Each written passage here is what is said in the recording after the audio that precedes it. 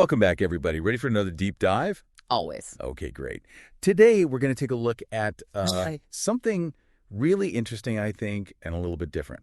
A Nightmare on Elm Street. Oh, yeah. And the story behind it. And we're going to be using a kind of interesting mix of sources for this one. We are, yeah. We're using film history, journalism, and some surprising accounts that are actually connected to the Cambodian killing fields. The Cambodian killing fields. Now, this is a horror movie classic, right? Right. So what's the connection?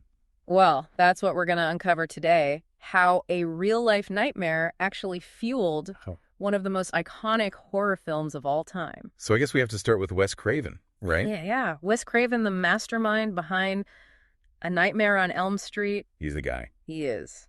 So where did he get the idea for this? So it turns out his inspiration didn't come from typical horror tropes or other scary movies. Actually, he hadn't seen a lot of horror movies at that point. Really? Yeah. He found inspiration in a news story that he read in the Los Angeles Times, and it really changed everything. This article detailed a pretty tragic experience of a Cambodian family who had escaped from the Khmer Rouge regime and the killing fields. Imagine escaping genocide. Oh my God. And you finally think you found safety, but then you're confronted with a completely different kind of horror. A different kind of horror. Yeah. So what happened? Well, their young son started having really intense nightmares. He was so terrified that he was convinced that something would get him if he fell asleep. Oh. And he tried to stay awake for days. Oh, gosh. He was so scared. Yeah. His fear of sleep was so bad that his parents actually took him to the doctor to try and get help. Wow. But tragically, despite everything they tried, he just got too exhausted. Oh, no. He fell asleep, and in the middle of a nightmare, he died. Oh my gosh, that's just chilling. You know, that fear that it could get to that point. Yeah. And I mean, how old was this kid? I think he was around like 10 or 11. That's awful. So that's what Craven took. That's the seed. That's the core of A Nightmare on Elm Street. And he made a whole movie out of it. Wow. It's amazing. And it's crazy. What's even more unsettling is that this actually wasn't an isolated incident. Really? Wes Craven has said that there were other similar cases he knew of, particularly among Southeast Asian refugees. Oh, so it wasn't just this one kid. No. Okay, so multiple kids dying from nightmares. What is going on? Well, they were experiencing what some were calling Asian death syndrome. Asian death syndrome. I think I've heard that term before, but it's kind of vague. What does that even mean? So this refers to a whole bunch of unexplained deaths, mostly among Southeast Asian refugees back in the late 70s. It was mostly men. They would just scream out suddenly in their sleep, and then they'd die. So, like heart attacks? Well, they don't know. Nobody knows what caused it. So we have a family escaping the horrors of the killing fields. They make it to America. The kid dies from a nightmare, and then there are all these other mysterious deaths. Right. Like, how is that not connected? I know. It's impossible to ignore the trauma that connects all of these events. But to really get the full picture, I think we need to look at the killing fields a bit more. What happened there? Yeah, for sure. Because, I mean, not everybody really knows what that even was. No. Okay. So between 1975 and 1979, the Khmer Rouge, they were led by Pol Pot. Okay. Ruled Cambodia. They were trying to start this like radical, communist, agrarian utopia, but their methods were brutal. It was a genocide. Like straight up. It was, yeah. Over 1 million people were killed, almost a quarter of the entire population. Jesus. They were buried in mass graves, intellectuals, professionals, artists, anyone who they thought was a threat. Oh, wow. They were all targeted. I mean, it's hard to even imagine what those people went through. Like they saw terrible things, and then they had to escape. And then even after they got to safety, they were still dealing with this trauma. Absolutely. One account that I think is really important is the story of this guy, Bonchir Sao. Okay. He was a Cambodian double agent. Oh, wow. Stationed near the Cambodian and Lao borders. And he was separated from his family when the Khmer Rouge took over. Oh, no. He went through a lot. He was evacuated from Phnom Penh. Then he had to hide out in a Buddhist temple before he could finally escape to Thailand. That's like something out of a movie. I know, right? But it's true. And eventually he was able to get to the United States with his wife, joining all those other refugees. You can't even imagine what he saw, the trauma that he carried with him. Yeah. So, okay, back to this Asian death syndrome. Could all of the terrible things they saw, could that actually manifest in some way that we don't understand. Could that actually be what was killing them? That's a great question. And it's something that I think is still fascinating researchers. The impact of trauma on such a massive scale, like what happened in Cambodia. Yeah. It can have really serious long-term effects. So it was like, is fear that powerful? Yeah. Can it actually kill? Well, that's where Wes Craven comes in. He took all of this real-life horror and created A Nightmare on Elm Street, which forces us to face this darkness that can exist in our minds and in the real world. Okay, so we've got this news story, really tragic. Right. That's the foundation for the movie. But what about Freddy Krueger? Where did he come from? Well, Craven had this childhood memory that always haunted him. There was this menacing guy wearing a fedora, and he just stared at him, and it just filled him with dread. Oh, wow. So it's kind of like the Cambodian boy, right? Haunted by this unseen terror. Yeah. And that's where Freddy Krueger comes from. That's scary. Yeah. But he took this primal fear and made it into this nightmarish extreme. Yeah. Freddy Krueger is a symbol of those things that are hiding in our minds, Yeah, those fears that we have. Yes. The fears that we try to push down, but they never really go away. That's really interesting. So he's setting this horror in the dream world. Right. So, like, you're supposed to be safe in your dreams, but in A Nightmare on Elm Street, there's no escape. That's terrifying.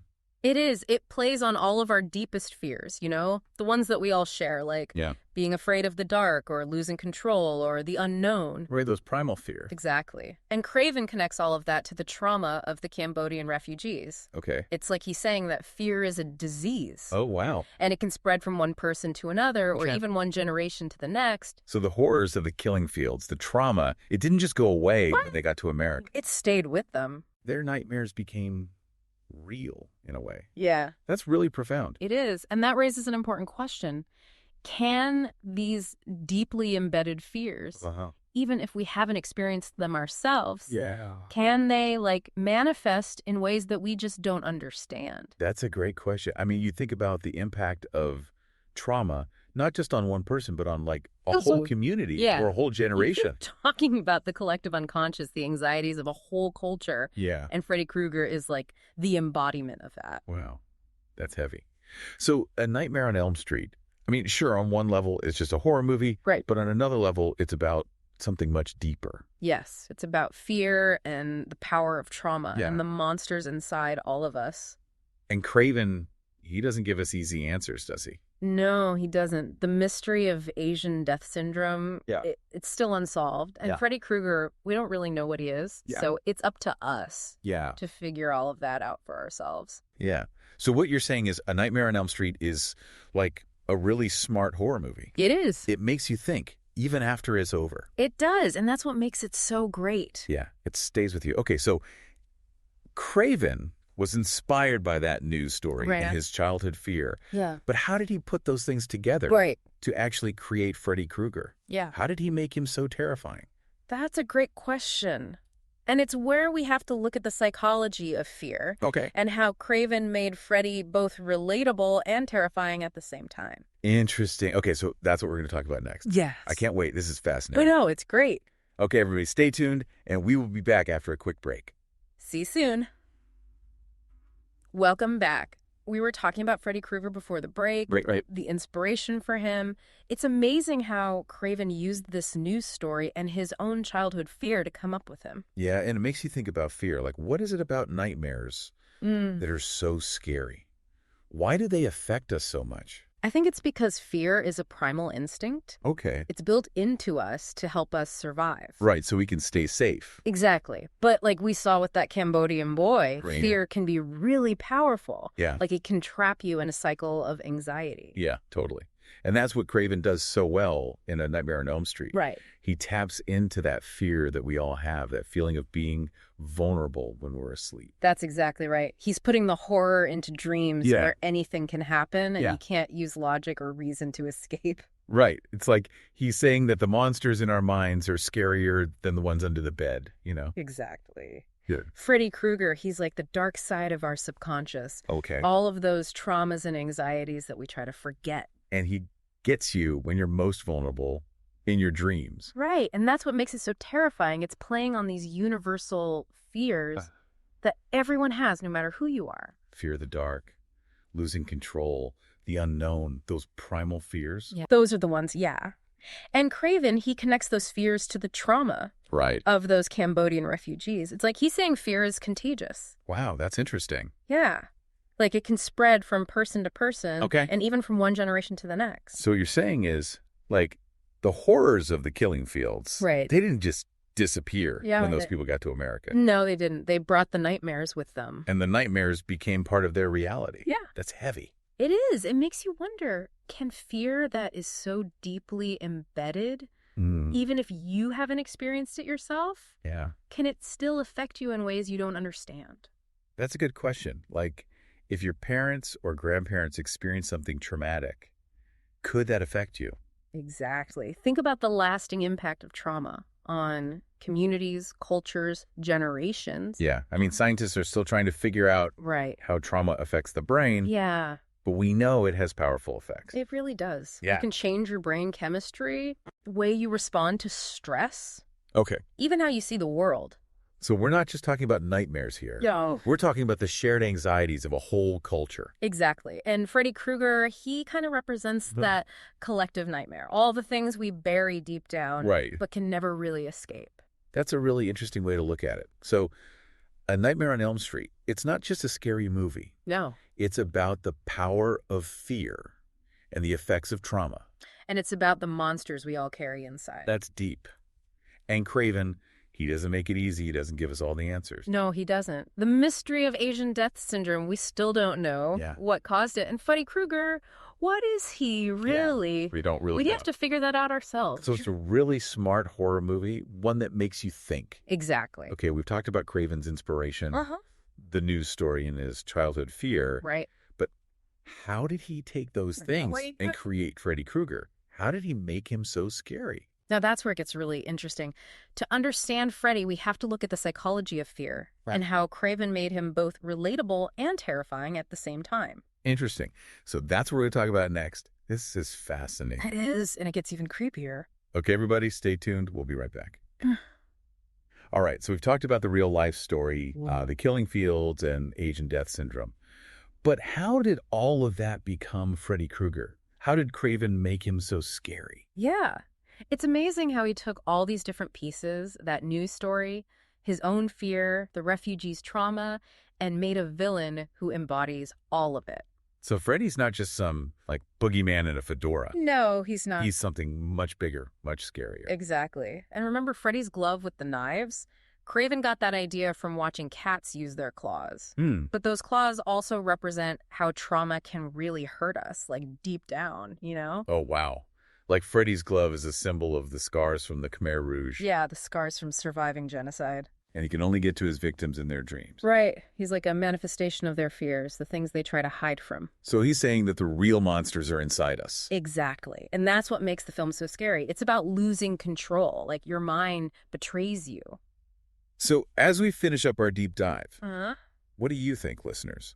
What's the most impactful part of all of this? Is it the Cambodian boy? Asian death syndrome?